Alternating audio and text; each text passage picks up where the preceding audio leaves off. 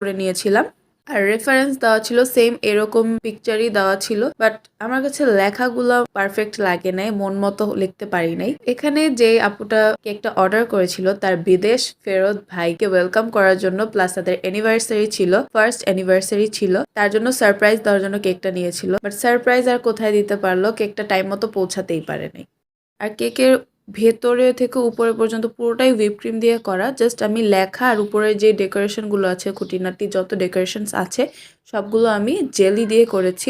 একটা জেলি আমি white colour করে নিয়েছি আর একটা ব্ল্যাক আর রেড কালার করে নিয়েছি। অ্যাজ পিকচারের রেফারেন্সে যেরকমটা ছিল, লেখার পরে ছোট ছোট লাভ দিয়ে পুরোটা কেক জুড়ে থাকবে। তো that's the final look all over. আর এখানে রেড পার্টটার মধ্যে আমি আরেকটু পাকনামি করছি, সেটা হচ্ছে বর্ডার দিয়ে দিয়েছিলাম, কারণ রেফারেন্সের পিকচারের বর্ডারটা ছিল না, বাট আমার কাছে বর্ডারটা ছাড়া ভালো লাগতেছিল না, খালি খালি লাগতেছিল। বর্ডারটা দেওয়ার পর একটু চোখে দেখতে ভালো লাগতেছিল।